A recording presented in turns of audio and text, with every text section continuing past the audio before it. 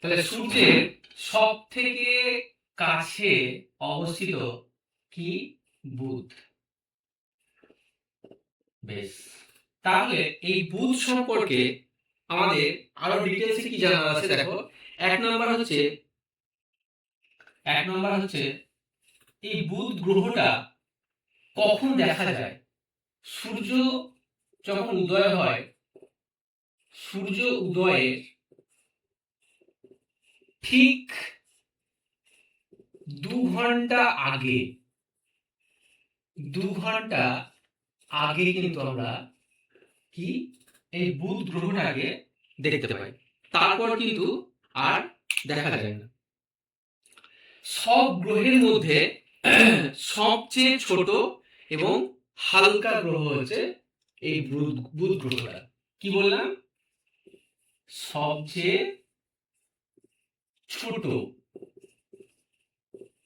ও হালকা। ঠিক আছে, নেক্সট এখানে বর্তমান কি কি আছে? কার্বন ডাই অক্সাইড আছে, নাইট্রোজেন আছে, অক্সিজেন আছে এবং অক্সিজেন আছে এবং কিছুটা হাইড্রোজেনও পাওয়া যায়। এবার মানে নেই আর কি, সরি ভুল বললাম আমি, মানে carbon die oxide, nitrogen, oxygen, hydrogen এটাতে কিন্তু বর্তমান নেই, এটাতে বর্তমান নেই। এবং এছাড়াও কোনো ওজোন গ্যাসের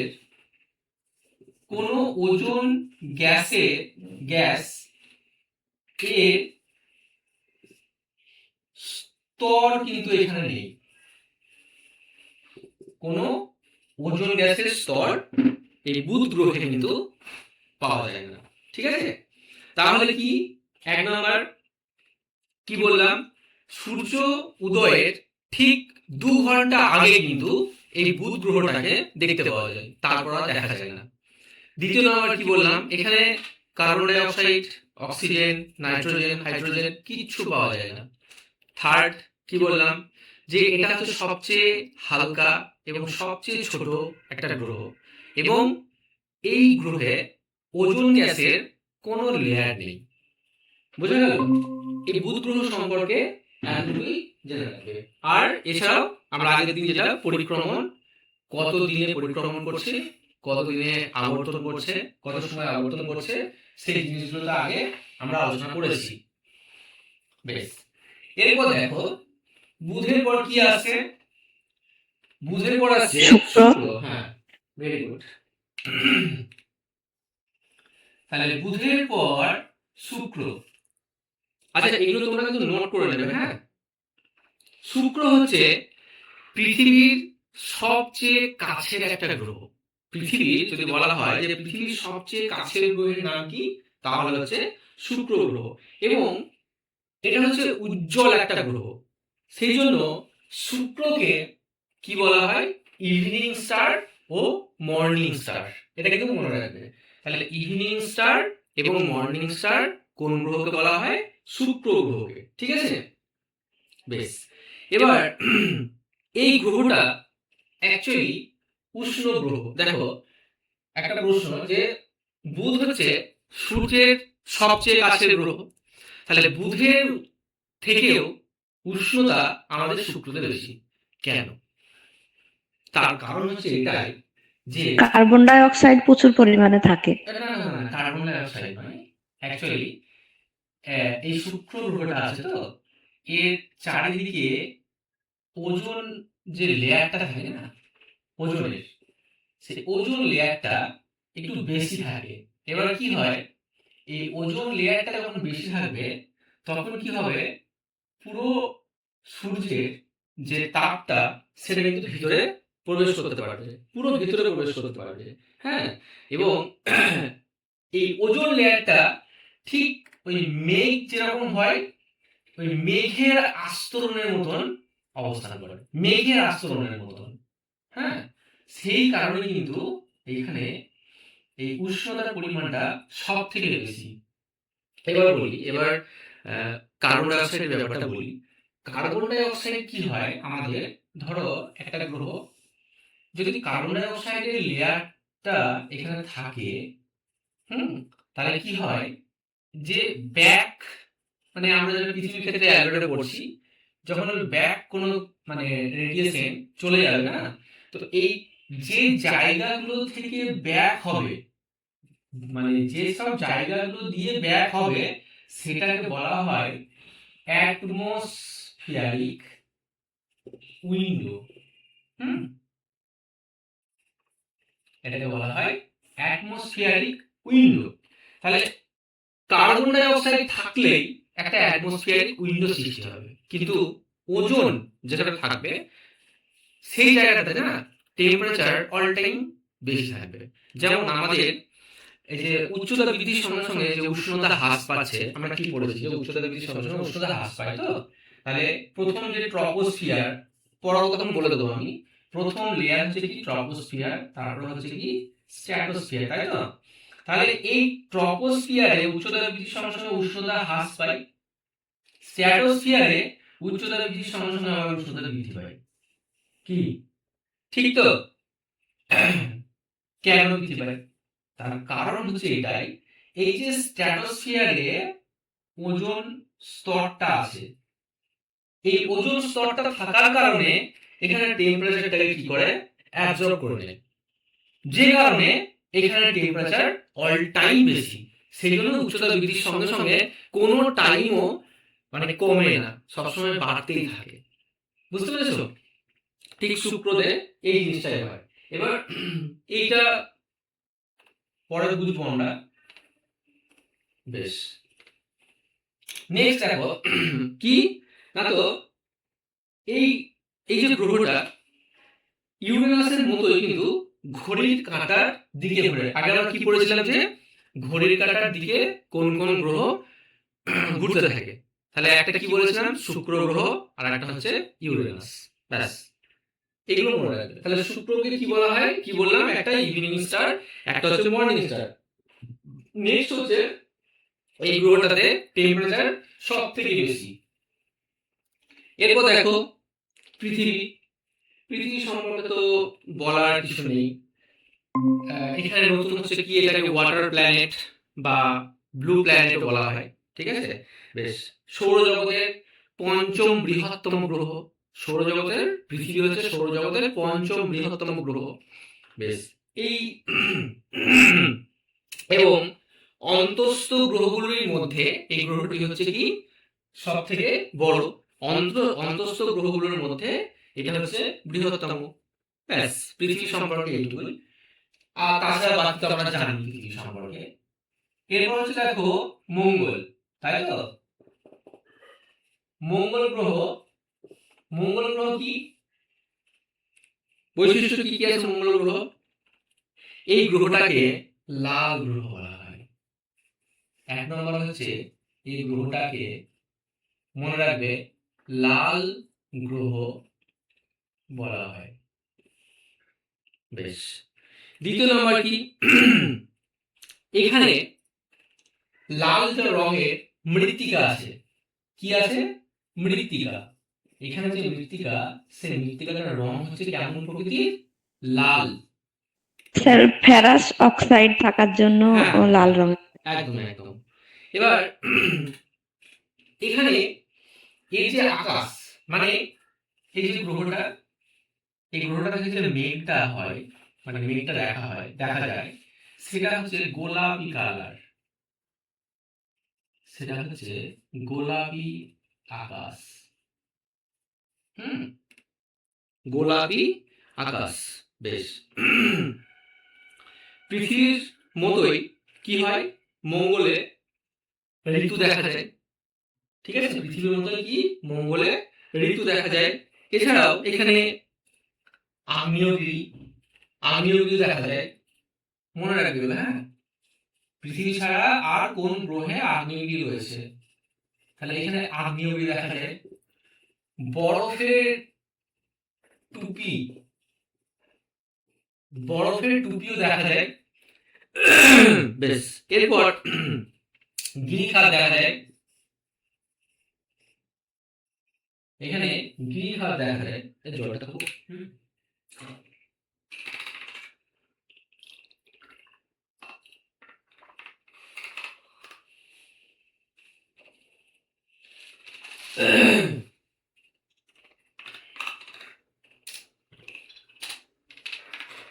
মঙ্গলে একটা পাতলা বায়ুমণ্ডল আছে এবং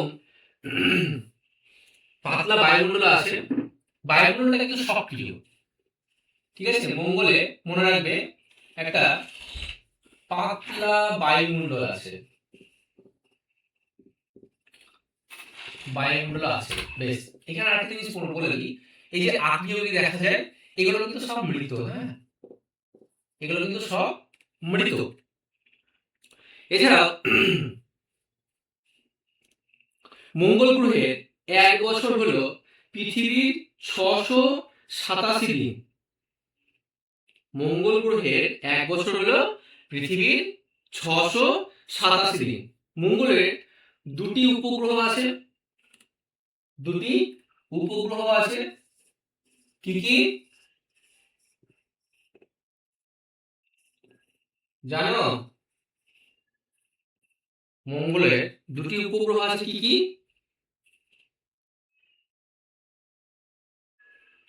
কি লিখলাম?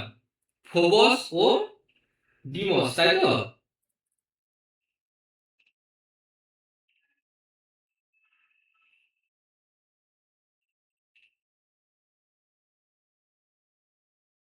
বুঝতে পারলে তোমরা? বেশ, হ্যাঁ স্যার, বুঝতে পেরেছি। বেশ। ইসরোর প্রথম আন্তঃগ্রহ অভিযান, ইসরোর প্রথম আন্তঃগ্রহ অভিযানের সময় এই যে মঙ্গল গ্রহ, এই মঙ্গল গ্রহটাকে প্রথম যে অভিযান করেছিল মঙ্গল গ্রহে, সেটাকে কি বলা হয়? Mars orbiter mission. Mars orbiter mission, মনে রাখবে এটা। ইসরোর প্রথম আন্তঃগ্রহ অভিযান, ইসরোর প্রথম আন্তঃগ্রহ অভিযান হচ্ছে মার্স অরবিটার মিশন। বেশ, এখানে এতটুকুই মঙ্গল সম্পর্কে, আর কিছু জানার দরকার নেই। এরপর নেক্সট হচ্ছে বৃহস্পতি। তাহলে সৌরজগতের বৃহত্তম গ্রহ কি, তাই তো? সৌরজগতের বৃহত্তম গ্রহ কি? হচ্ছে বৃহস্পতি। একে শীতের গ্রহ বলা হয়। আরটা হচ্ছে বৃহত্তম উপগ্রহ কি? গ্যানিমিড। বৃহত্তম উপগ্রহ গ্যানিমিড। বৃহস্পতির বৃহত্তম উপগ্রহের নাম কি? গ্যানিমিড। মনে রাখবে, দেখতে কেমন? হলুদ রঙের।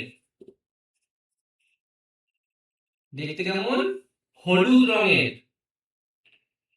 ঠিক আছে? বেশ, তাহলে এই কথা মনে রাখবে, বৃহস্পতি হচ্ছে বৃহত্তম গ্রহ, আর বৃহস্পতির বৃহত্তম উপগ্রহের নাম হচ্ছে গ্যানিমিড। এটা হচ্ছে হলুদ রঙের। এই দুটো বৃহস্পতি সম্পর্কে জেনে রাখো। এরপর কি? শনি। এরপর হচ্ছে শনি। তাহলে শনি হচ্ছে দ্বিতীয় বৃহত্তম গ্রহ। শনি হচ্ছে দ্বিতীয় বৃহত্তম গ্রহ, দ্বিতীয় বৃহত্তম। এই যে গ্রহটা আছে, এই গ্রহের চারিদিকে উজ্জ্বল রিং আছে। এই গ্রহের চারিদিকে উজ্জ্বল কি আছে রিং, যা বরফ, এই রিংটা তৈরি কি দিয়ে, বরফ আর ধূলিকণা ও বরফ মিশ্রিত অবস্থায়, ধূলিকণা ও বরফ মিশ্রিত চাদর দ্বারা হচ্ছে তৈরি এটা।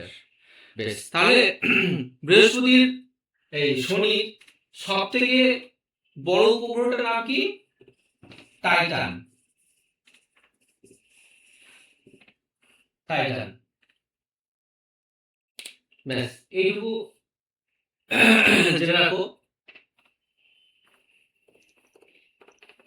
তোমরা কিন্তু এগুলো নোট করে রাখবে, হ্যাঁ। বেশ, নেক্সট হচ্ছে দেখো ইউরেনাস। ইউরেনাস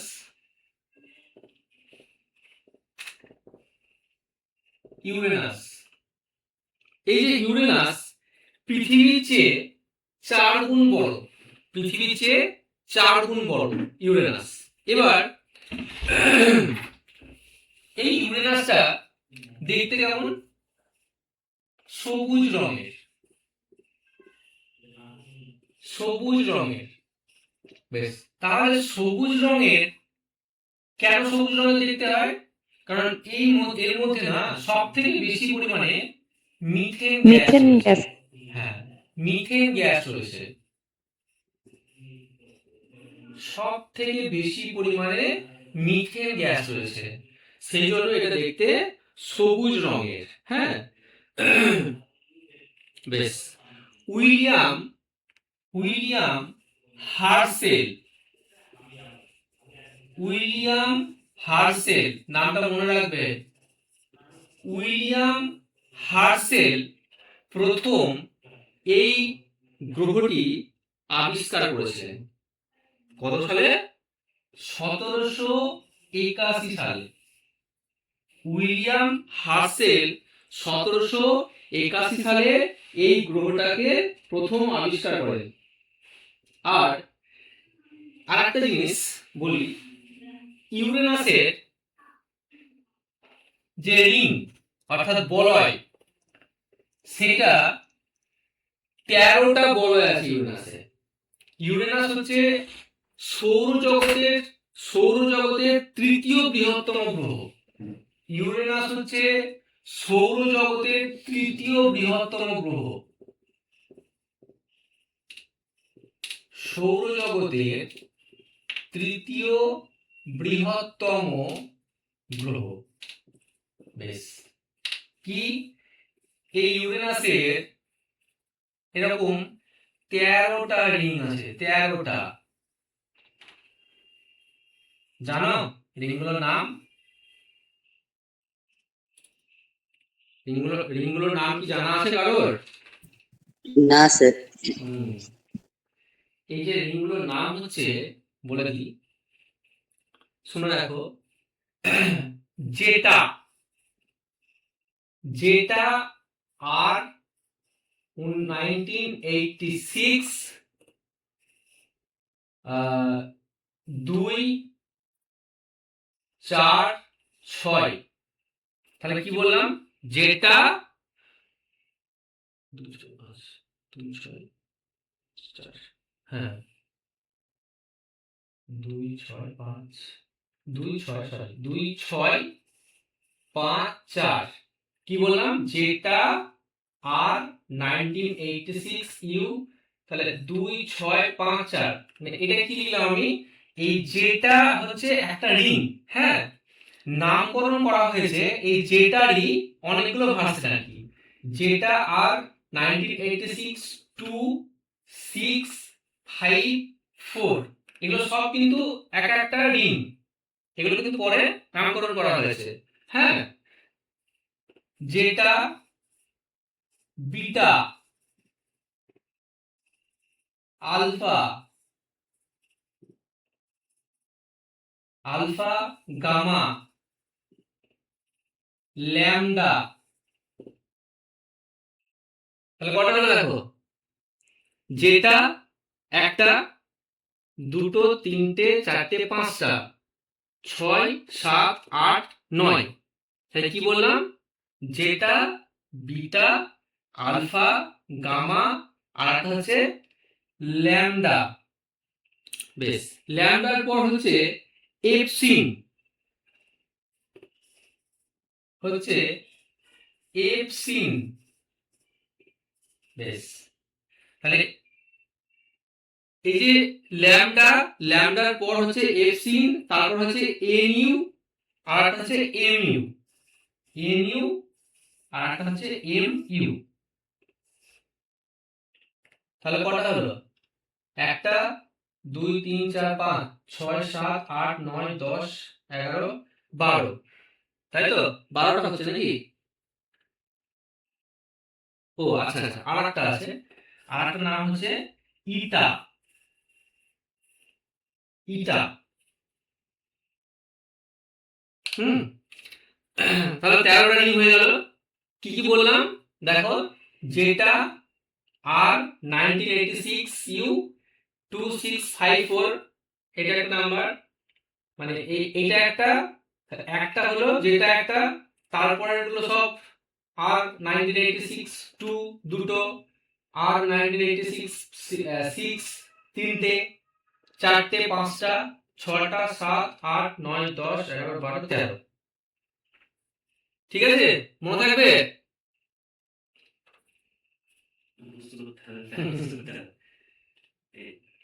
বেশ,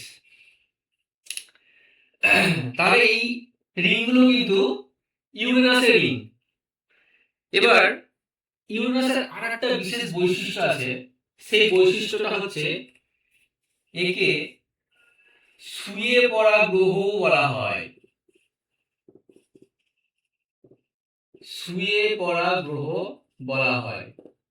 যে ধরনেরই কোশ্চেন দেখ, যাই কোশ্চেন দেখ, টাফ কোশ্চেন, মডারেট, ইজি, যাই কোশ্চেন দেখ, আমরা যেন ছেড়ে না আসি, সেই জন্য আমাদেরকে একটু বেশি করে জানতে হচ্ছে। ঠিক আছে? বেশ, তো এটাকে শুয়ে পড়া গ্রহ বলা হয়, বা শোয়ানো গ্রহ, শোয়ানো গ্রহ বলা হয়। ঠিক আছে?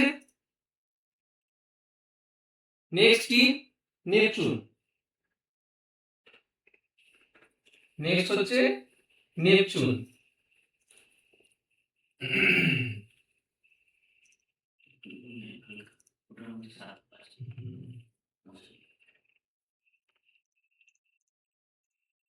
নেক্সট দেখো নেপচুন। তাহলে নেপচুন তাপমাত্রা খুবই কম। 1 নম্বর, তাপমাত্রা খুবই কম, স্বাভাবিক ব্যাপার, অনেকটা ডিস্টেন্সে অবস্থান করছে, সেখানে সূর্যটা পৌঁছানো সম্ভব নয়। এখানে জাস্ট দুটো জিনিস মনে রাখবে, এক, তাপমাত্রা খুবই কম, আর দ্বিতীয় নম্বর হচ্ছে ইউরেনাস এবং নেপচুন, এই দুটোকে একসঙ্গে যমজ গ্রহ বলা হয়। ঠিক আছে? কেন? কারণ এরা দুটোই একই রকম দেখতে, অর্থাৎ অনেকটাই সাদৃশ্য আছে। ওকে, তাহলে এই যে গ্রহগুলো সম্পর্কে বললাম, এগুলো সম্পর্কে এর বাইরে আর কোনো কোশ্চেন আসবে না। আগের দিন যেগুলো বলেছিলাম, আগের দিন যেগুলো দিয়েছি সেইগুলো, প্লাস আজকে যেগুলো বললাম, এর বাইরে আর কোনো কোশ্চেন আসবে না এগুলো থেকে।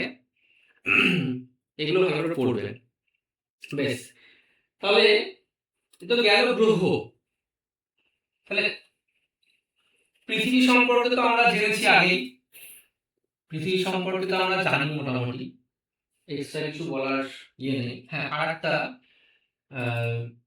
একটা বিষয় বলে দিই, যেটা পৃথিবীর, এই যে সূর্য, এই যে সূর্য স্থান, তাহলে আমরা দুটো ভাগে ভাগ করেছিলাম তো, একটা কি বলেছিলাম যে অন্তঃস্থ গ্রহ, একটা বহিঃস্থ গ্রহ, তাই তো? একটা অন্তঃস্থ গ্রহ, একটা বহিঃস্থ গ্রহ।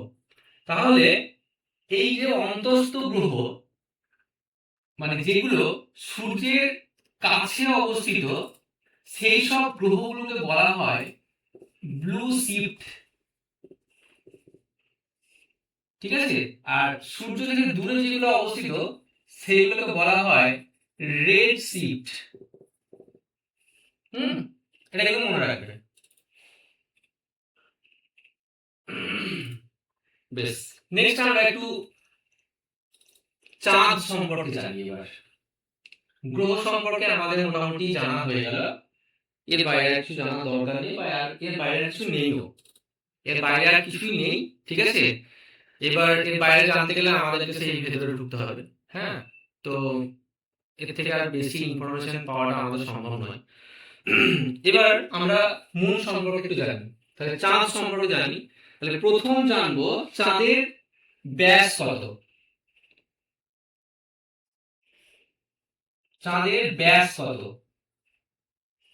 ৩,৪৭৫ কিলোমিটার। ৩,৪৭৫ কিলোমিটার হচ্ছে ব্যাস।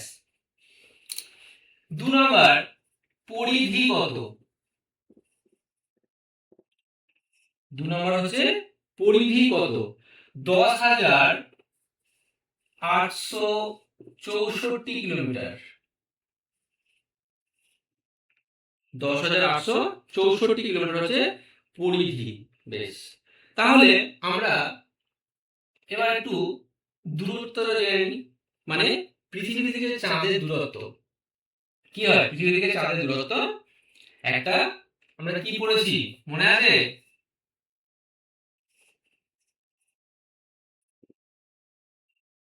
অ্যাপোজি, আর একটা হচ্ছে পেরিজি, তাই তো? ভুলে গেছো নাকি?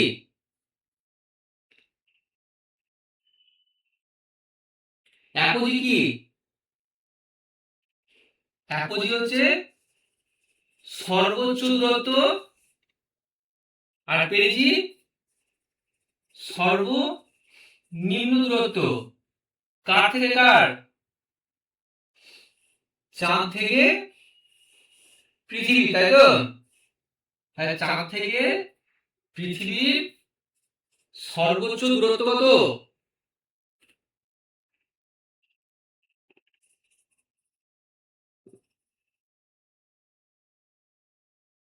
কি লিখলাম দেখতে পাচ্ছ?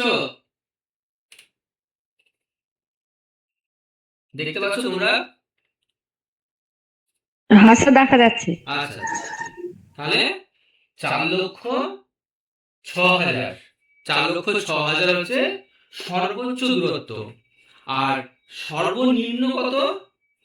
3,64,000 হচ্ছে সর্বনিম্ন দূরত্ব। চাঁদের সর্বনিম্ন দূরত্ব হচ্ছে 3,00,000। চাঁদ থেকে পৃথিবীর যে সর্বনিম্ন দূরত্ব সেটাকে বলা হয় পেরিজি, আর যেটা সর্বোচ্চ দূরত্ব সেটাকে বলা হয় অ্যাপোজি। তাহলে অ্যাপোজিতে দূরত্ব কত চাঁদ থেকে পৃথিবীর? 4,06,000। আর পেরিজিতে কত? 3,64,000। ঠিক তাই তো? এবার নিজের অক্ষের উপর চাঁদকে ঘুরতে সময় লাগে কত জানো? নিজের অক্ষের উপর একবার ঘুরতে সময় লাগে কত? মনে রাখবে, 27.5 দিন। 27.5 দিন মানে এটা হচ্ছে কি 27 ঘন্টা। অ্যাকচুয়ালি আমি বলে দিচ্ছি, মানে 27.5 দিন আমরা বলে থাকি, ঠিক আছে? কিন্তু এটা অ্যাকচুয়ালি যে সময় সেটা হচ্ছে 27 দিন, সরি 27 দিন, 27 দিন 7 ঘন্টা 43 মিনিট। 27 দিন 7 ঘন্টা 43 মিনিট। মানে চাঁদ তার নিজের অক্ষের চারিদিকে এক পাক ঘুরতে সময় লাগে, সেই জন্য আমরা বলি 27.5 দিন। ঠিক আছে? বেশ, আর পৃথিবীর চারিদিকে ঘুরতে সময় লাগে কত? পৃথিবীর চারিদিকে ঘুরতে সময় লাগে কত? তাহলে একটা দেখো, একটা হচ্ছে চাঁদের নিজের অক্ষের চারিদিকে ঘুরতে সময় লাগছে 27.5 দিন। তাহলে এই অক্ষের চারিদিকে ঘুরতে ঘুরতে ঘুরতে ঘুরতে এই পৃথিবীকে পরিক্রমণ করছে, ঠিক আছে? তাহলে এই পৃথিবীর চারিদিকে ঘুরতে সময় লাগে কত? 29.53 দিন। 29.53 দিন। এই যে 29.53 দিন, এই যে সময়কাল, এই সময়কালটাকে বলা হয় সিনোডিক মাস। মনে রাখবে, সিনোডিক মাস। কি বললাম? চাঁদ, এটা পৃথিবী, চাঁদ পরিক্রমণ করছে পৃথিবীর চারিদিকে কত দিনে? 29.53 দিনে। এই যে দিনটা, এই যে বাইরের সময়কালটা, এই সময়কালটাকে বলা হয় সিনোডিক মাস। ভেরি ভেরি ইম্পর্টেন্ট কিন্তু এটা, হ্যাঁ, এটা কিন্তু মনে রাখবে।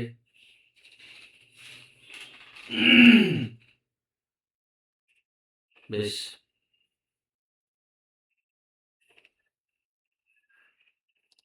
আমরা রাত্রের বেলায় চাঁদকে দেখতে পাই তো? চাঁদকে দেখতে পাই। তাহলে এই যে চাঁদকে দেখতে পাচ্ছি, চাঁদের কত পার্সেন্ট আমরা দেখতে পাই? একটা চাঁদকে আমরা যখন রাত্রেবেলায় দেখি ছাদ থেকে বা ইয়ে থেকে, যে হ্যাঁ চাঁদকে দেখতে পাচ্ছি, তাহলে চাঁদকে মানে চাঁদের টোটাল কত পার্সেন্ট আমরা দেখতে পাই? সেটা হচ্ছে 59%। মনে রাখবে, 59% কিন্তু আমরা দেখতে পাই, আর কিন্তু দেখতে পাই না। বুঝতে পারলে? এই 59%ই আমরা চাঁদের দেখতে পাই, বাকি অংশ আমরা দেখতে পাই না। আর এই যে চাঁদের যে উজ্জ্বল অংশ, আমরা দেখবে কি হয়, দেখি উজ্জ্বল অংশ দেখতে পাই, আবার কালো কালো ছোপও দেখা যায়, দেখা যায় না? কালো কালো ছোপ দেখা যায়। তাহলে এই উজ্জ্বল অংশগুলো কি? এই উজ্জ্বল অংশগুলো হচ্ছে চাঁদের সবচেয়ে যে উঁচু অংশ, চাঁদের সবচেয়ে উচ্চ যে অংশ, সেগুলো হচ্ছে কি? উজ্জ্বল অংশ। আর কালো কালো ছোপ কোনগুলো? যেগুলো হচ্ছে সবচেয়ে নিচের অংশ, সবচেয়ে নিচের অংশ। সেখানে বিভিন্ন রকম গর্ত থাকে, সমতল ভূমিও থাকে, হ্যাঁ। তাহলে এটা মনে রাখবে, চাঁদের আমরা 59% দেখতে পাই। উজ্জ্বল অংশগুলো হচ্ছে চাঁদের সবচেয়ে উঁচু অংশ, আর কালো কালো ছোপগুলো হচ্ছে সব থেকে নিচের অংশ। তো এই জন্য চাঁদের সর্বোচ্চ বিন্দু, চাঁদের যে সর্বোচ্চ বিন্দু, সেই সর্বোচ্চ বিন্দুটার নাম কি? বা চাঁদের উচ্চতম পর্বত বলা হয়, এটাকে বলা হয় লিপ নিতজ। চাঁদের সর্বোচ্চ বিন্দু বা চাঁদের যে উচ্চতম অংশ, ঠিক আছে, বা উচ্চতম পর্বত, সেটাকে বলা হয় লিপ নিতজ।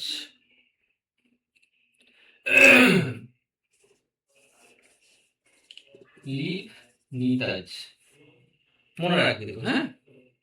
তাহলে কি বললাম? চাঁদের উজ্জ্বল অংশ হচ্ছে পর্বতমালায় পূর্ণ, আর চাঁদের যে নিচু অংশ, মানে কালো কালো যে ছোপগুলো দেখা যায়, সেটা হচ্ছে সবচেয়ে নিচের অংশ, গর্ত। বেশ, সর্বোচ্চ কিন্তু কি বললাম? লিপ নিতাজ। আর একটা বলি, চাঁদে কোনো বায়ুমণ্ডল নেই, চাঁদে কোনো বায়ুমণ্ডল নেই। বেশ, চাঁদে দিনের বেলায় যে তাপমাত্রা, সেই তাপমাত্রা কত থাকে? চাঁদের দিনের তাপমাত্রা হচ্ছে 100 ডিগ্রি সেলসিয়াস। আর রাতের তাপমাত্রা হচ্ছে -180°C। কত বললাম? চাঁদে দিনের বেলার তাপমাত্রা হচ্ছে 100°C আর রাতের বেলার তাপমাত্রা হচ্ছে -180°C।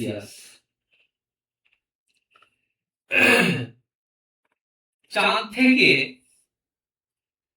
পৃথিবীতে আলো পৌঁছাতে সময় লাগে কত? 1.3 সেকেন্ড। কত বললাম? 1.3 সেকেন্ড। বেশ, এরপর চাঁদের যে আকার, পৃথিবীর যে আকার, পৃথিবী থেকে আকারে চাঁদ হচ্ছে 1 অংশ। এটা যদি 4 অংশ ধরি, এটা হচ্ছে 1 অংশ, তাহলে 1-এর 4 অংশ। চাঁদে গ্র্যাভিটি কত? 1-এর 6। 1-এর 6 মানে পৃথিবীর তুলনায়, ঠিক আছে? মানে 6 ভাগ কি হয়, গ্র্যাভিটিটা ওখানে একদমই নেই। মানে পৃথিবীতে যদি 6 ভাগ হয় গ্র্যাভিটি, তাহলে এখানে হচ্ছে 1 ভাগ গ্র্যাভিটি, ওখানে কোনো গ্র্যাভিটি নেই। সেজন্য ওখানে কি হয়, চাঁদে নিজেকে খুব হালকা লাগে। বেশ, এরপর আচ্ছা, এটা মুছে দিচ্ছি তাহলে।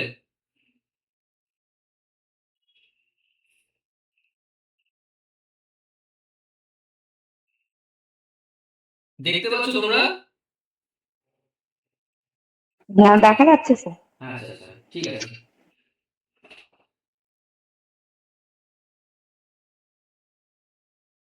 বেশ, তাহলে মুছে দিলাম।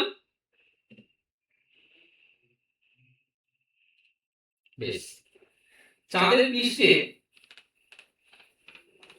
পৃষ্ঠে কি আছে?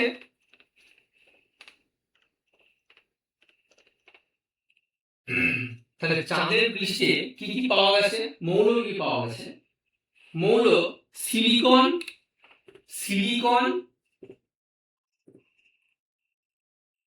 লোহা আর ম্যাগনেসিয়াম। চন্দ্রপৃষ্ঠে সিলিকন, লোহা আর ম্যাগনেসিয়াম, এইগুলো কিন্তু চন্দ্রপৃষ্ঠে পাওয়া গেছে। এবার বলি, চাঁদ বিষয়ক যে এই যে চাঁদ সম্পর্কে আমরা যে অধ্যয়ন করলাম বা জানলাম, এই যে অধ্যয়ন করা হয়, তাহলে চাঁদ বিষয়ে অধ্যয়ন করাকে আমরা কি বলি? আমরা বলি সেলেনোলজি। চাঁদ বিষয়ক যেসব জিনিস আছে সেগুলোকে নিয়ে যে অধ্যয়ন করা হয় তাকে বলা হয়, অধ্যয়নকে বলা হয় সেলেনোলজি। মনে রাখবে, হ্যাঁ, ভেরি ইম্পর্টেন্ট। বেশ, এবার চাঁদ জীবাশ্ম গ্রহ নামে কিন্তু পরিচিত। চাঁদ জীবাশ্ম গ্রহ নামেও পরিচিত। কেন জানার ইচ্ছা আছে? জানার ইচ্ছা আছে না থাকবে? হ্যাঁ স্যার, বলুন। বলবো। দেখো, হ্যাঁ। অ্যাকচুয়ালি চাঁদে কি হয়, বৃষ্টি হয় না তো। এবার যেসব ধূলিকণাগুলো আছে, মানে পাথর বালি যেগুলো আছে, ঠিক আছে, সেগুলো কিন্তু প্রত্যেকটা আলাদা আলাদা শেপ। তাহলে এই যে চাঁদে তো কোনো বায়ুমণ্ডলই নেই, চাঁদে কোনো বায়ুমণ্ডলই নেই। তাহলে বায়ুমণ্ডল মানে যেহেতু নেই, সেহেতু ওই পাথরগুলো ক্ষয় হওয়ারও কোনো চান্স নেই। তাই তো বায়ু প্রবাহিত হয়, তবে তো না পাথর ক্ষয় হয়, প্লাস আমাদের কি হয়, সূর্যের টেম্পারেচার এর ফলে কি হয়, আমাদের মানে আবহবিকার হয়। তার ফলে আমাদের পাথরটা ভাঙে। কিন্তু ওই যে হাওয়াটা প্রবাহিত হচ্ছে, সেই হাওয়াটা প্রবাহিত হওয়ার ফলে কি হয়, পাথরটা শেপে চলে আসে। কিন্তু ওখানে যেহেতু বায়ুমণ্ডল নেই, তাই ওখানে কোনো শেপও নেই, সেই জন্য পাথরগুলো বহু বছর ধরে, মানে যুগ যুগ ধরে সেম ভাবেই পড়ে আছে। হ্যাঁ, তো সেইগুলোর কোনো পরিবর্তন হয় না। তো সেই জন্যই, তাই আমরা ওটাকে কি, সেই বহু যুগ আগে যেরকম দেখেছিলাম এখনো বর্তমানে তাই দেখতে পাবো। হ্যাঁ, সেই কারণে কি হয়, ওটাকে আমরা জীবাশ্ম গ্রহ বলা হয়। কারণ ওখানে যে জিনিসগুলো, জীবাশ্মতে কি পাই আমরা, যে বহু বছর পুরনো যে ছাপ, তাই তো, প্রাণীর যেসব ছাপ, সেগুলো কি হয় পাললিক শিলার মধ্যে থেকে যায়। তখন সেই পাললিক শিলাতে আমরা সেই প্রাণীটার যে ছাপটা দেখতে পাচ্ছি সেটাকে জীবাশ্ম বলা হয়। তার মানে কি, এটা সেই পুরনো জিনিস, পুরনো প্রাণী, তাই তো। সেরকম ভাবে পুরনো যে জিনিসগুলো আমরা দেখতে পাচ্ছি, সেই জিনিসগুলোই হচ্ছে জীবাশ্ম আমরা বর্তমানে বলে থাকি। তাই চাঁদে কি হয়, ওই যে পাথরগুলো আছে, সেই পাথরগুলো কিন্তু বহু পুরনো, সেই আগে যে যুগে যেরকম ছিল এখনো কিন্তু সেরকমই বর্তমান। সেই জন্য এটাকে বলা হয় জীবাশ্ম গ্রহ। বেশ বেশ, তোমাদেরকে আহ, যতটুকু পড়ালাম, কোনো প্রবলেম এর মধ্যে যদি থাকে আমাকে বলতে পারো। যতটুকু বললাম তাহলে একটু ঝালিয়ে নেওয়া হোক জিনিসগুলো। চাঁদ নিজের অক্ষে ঘুরতে কতদিন সময় লাগে? চাঁদ নিজের অক্ষে ঘুরতে সময় লাগে 27.5 দিন। 27.5 দিন মানে 27 দিন, অ্যাকচুয়ালি 27 দিন 7 ঘন্টা 43 মিনিট। ঠিক আছে, সেটাকে আমরা 27.5 দিন বলি। বুঝতে পেরেছো? আর হ্যাঁ কিছু? হ্যাঁ স্যার। হ্যাঁ, আর কিছু? আচ্ছা, আর ওই পৃথিবীর যে অক্ষ, মানে পৃথিবীর চারিদিকে যে ঘুরছে, সেটা কত বললাম, 29.53 ডেজ। এবার এই যে সময়কালটা, এই সময়কালটাকে বলা হয় সিনোডিক মাস। সিনোডিক মাস বলা হয়। আর কিছু? নেক্সট, কি মাছ বললেন? সিনোডিক মাস। সিনোডিক মাস, ভুল করবে না কিন্তু।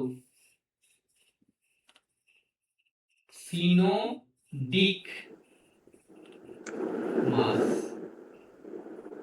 আর চাঁদ থেকে পৃথিবীর দূরত্ব যখন সব থেকে কম হয় সেটা হচ্ছে পেরিজি, তাই তো? পেরিজি, হ্যাঁ, একদম একদম, সেটা হচ্ছে আর পেরিজি। দূরত্ব আর দূরত্ব বেশি হচ্ছে অ্যাপোজি। দূরত্ব কম, কম দূরত্বটা হচ্ছে 10,864 কিলোমিটার, তাই তো? হ্যাঁ হ্যাঁ হ্যাঁ। আচ্ছা, পৃথিবী থেকে যে চাঁদের যে দূরত্ব, মানে অ্যাপোজি যেটা, সেই অ্যাপোজির দূরত্ব কিন্তু আমি কত বললাম? অ্যাপোজির দূরত্ব ওই হ্যাঁ 4,60,000। হ্যাঁ, 4,06,000। 4,06,000 কিলোমিটার। আর 10,864 যেটা বললাম সেটা কি? সেটা হচ্ছে পরিধি, সারকামফারেন্স। কি বললাম ওটা? 10,864 কিলোমিটার।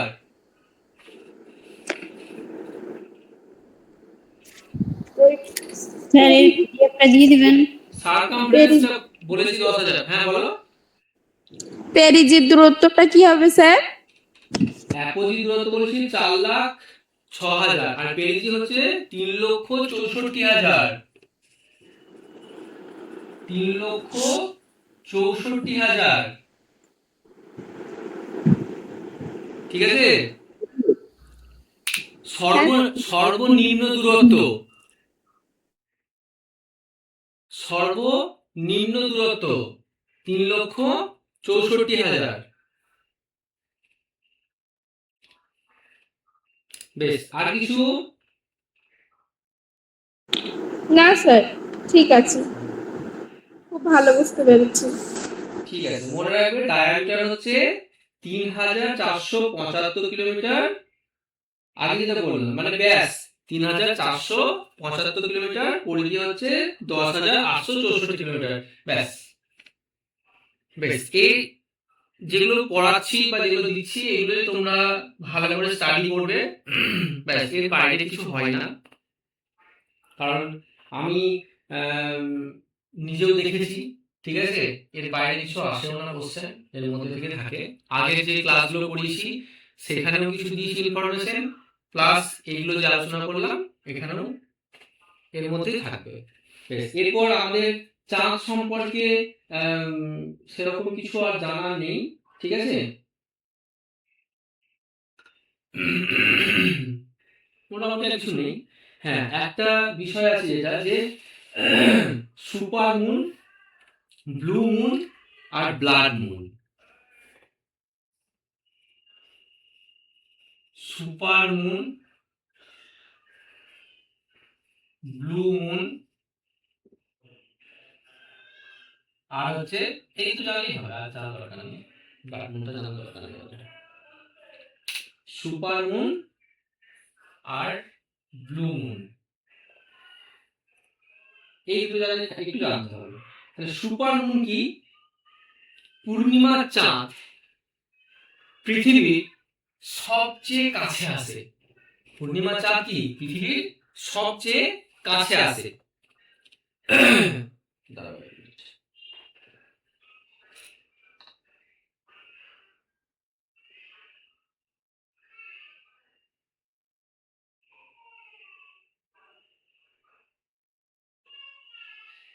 আচ্ছা, তোমরা বুঝতে পারছো তো ভালোভাবে?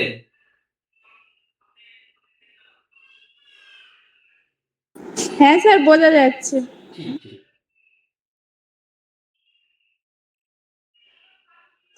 স্যার সুপার মুন আর ব্লু মুনটা কি বললেন? বলিনি, এখন বলিনি, বলছি বলছি। এক মিনিট, হ্যাঁ, কমপ্লিট করে দিতে হবে। বেশ বেশ বেশ। বেশ, সুপার মুন তাহলে কি বললাম, কি বলছিলাম, যে সুপার মুনটা মানে পূর্ণিমার চাঁদ, পূর্ণিমা মনে রাখবে, পূর্ণিমার সময়, পূর্ণিমার সময় চাঁদ কিন্তু পৃথিবীর সবচেয়ে কাছে আসে। তো সেই সময় ওই চাঁদটাকে দেখতে অনেকটা মানে আরো বেশি উজ্জ্বল দেখায়, আরো বেশি কিন্তু উজ্জ্বল দেখায়, ঠিক আছে। ওই যে উজ্জ্বল দেখাচ্ছে ওর জন্য এটাকে বলা হয় সুপার মুন। বোঝা গেল? মানে নর্মাল যে চাঁদটা থাকে না, নর্মাল চাঁদটা থেকেও আরো উজ্জ্বল দেখায়, তখন সেটাকে বলা হয় সুপার মুন। এবার বড় এবং উজ্জ্বল। এবার একটা জিনিস মনে রাখবে, যখন নর্মাল ভাবে যখন আমরা চাঁদকে দেখি, সুপার মুনের সময় এই যে চাঁদের যে উজ্জ্বলতা সেটা কিন্তু বেড়ে যায় 15%, ঠিক আছে। আর যে আকারটা কিন্তু বেড়ে যায় 33%। তাহলে সুপার মুনের সময়, যখন সুপার মুন হয়, কি বললাম, পূর্ণিমার সময় সব থেকে কাছে দেখায়, চাঁদকে সব থেকে কাছে দেখায় এবং উজ্জ্বল এবং বড় দেখায় সেই জন্য। তাহলে যখন উজ্জ্বল দেখাচ্ছে নর্মালের থেকে 15% বেশি উজ্জ্বল দেখায়, আর যখন বড় দেখাচ্ছে নর্মালের থেকে 33% বেশি বড় দেখায়। জাস্ট একটু মনে রাখবে। বোঝা গেল?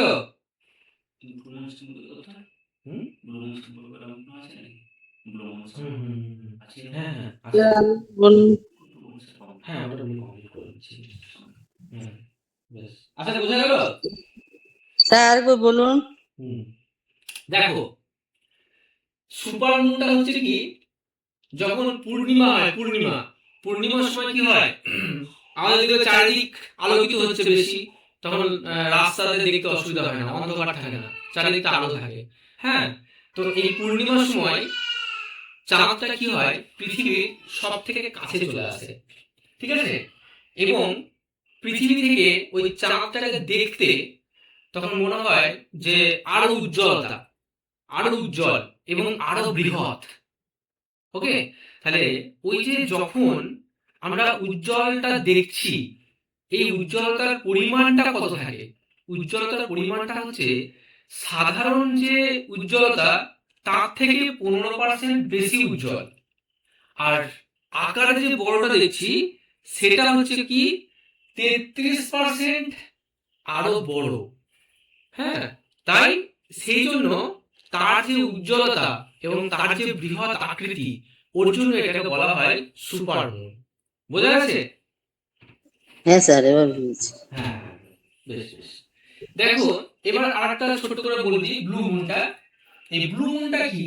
ব্লু মুনটা হচ্ছে আমাদের যে মাসের যে পঞ্জিকা, সেখানে একটা মাসে দুটো পূর্ণিমা যদি আসে, হ্যাঁ, ফার্স্ট পূর্ণিমা, সেকেন্ড পূর্ণিমা, কি হয় 15 দিন পর পর তো কি হয়, অমাবস্যা পূর্ণিমা এরকম হয় তো। তাহলে একটা মাসে, মনে রাখবে, এক মাসে দুটো পূর্ণিমা, ফার্স্ট পূর্ণিমা, সেকেন্ড পূর্ণিমা। এই যে সেকেন্ড যে পূর্ণিমা, এই সময় যদি আমরা চাঁদকে খুব ভালোভাবে দেখতে যাই, তাহলে এই ফার্স্ট পূর্ণিমা থেকে সেকেন্ড পূর্ণিমায় কিন্তু এই যে সুপার মুনটা ভালোভাবে দেখতে পাওয়া যাবে, মানে বুঝতে পারা যাবে। সেই জন্য এই সেকেন্ড পূর্ণিমার সময় যে চাঁদটা দেখতে পাচ্ছি এটাকে বলা হয় ব্লু মুন। কি বুঝতে পারলে না পারলে না বলো? এবার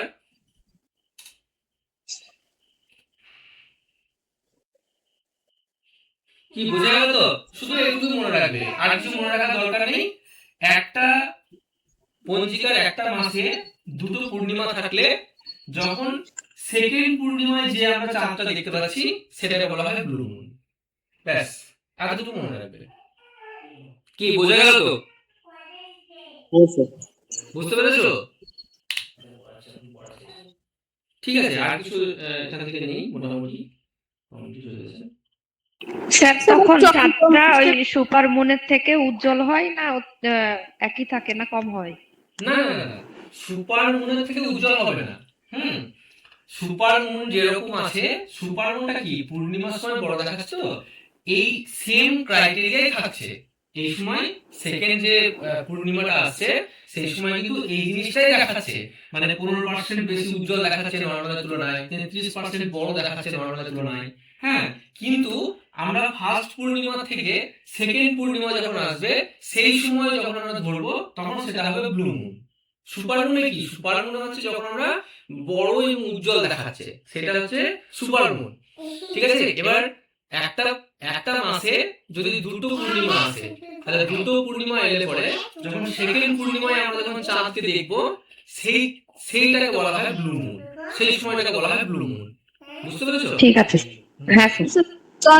চন্দ্রমাসটা কি স্যার একটু বলে দেবেন? চন্দ্রমাস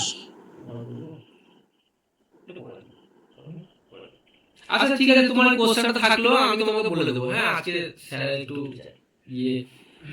প্রবলেম হচ্ছে। সবাই ভালো আছেন তো? আমার মেয়ে খুব অসুস্থ, তাই একটু ডাক্তারের কাছে নিয়ে যাবো, সর্দি লেগেছে, ও গ্যাস দিতে হবে, তা ওই কারণে একটু তাড়াতাড়ি করছি। স্যার বাকি যেটুকু থাকলো পরের দিন ভালোভাবে পড়িয়ে দেবেন আপনাদের। হ্যাঁ হ্যাঁ স্যার, অবশ্যই। হ্যাঁ, ঠিক আছে, টাটা। আমি বলে দেবো। হ্যাঁ, কোনো অসুবিধা নেই, আমি বলে দেবো। Bengal school service upper primary পরীক্ষার প্রস্তুতি নিচ্ছেন? তাহলে আপনার জন্য শুরু হতে চলেছে smart English first English mission success batch 2026। এই ব্যাচে শুধু ইংলিশ নয়, পাশাপাশি ইংলিশ গ্রামার, বাংলা ব্যাকরণ এবং চাইল্ড সাইকোলজি প্রতিটি টপিক থিওরির মাধ্যমে বুঝিয়ে দেওয়া হবে এবং তার সঙ্গে নিয়মিত কোশ্চেন অ্যান্সার প্র্যাকটিস করানো হবে, যাতে আপনার প্রস্তুতি আরো মজবুত হয়। সপ্তাহে 5 দিন নিয়মিত ক্লাস হবে এবং কোর্স ফি মাত্র 99 টাকা। ক্লাস খুব শীঘ্রই শুরু হতে চলেছে, তাই দেরি না করে এখনই যোগাযোগ করুন 8597354342 নম্বরে।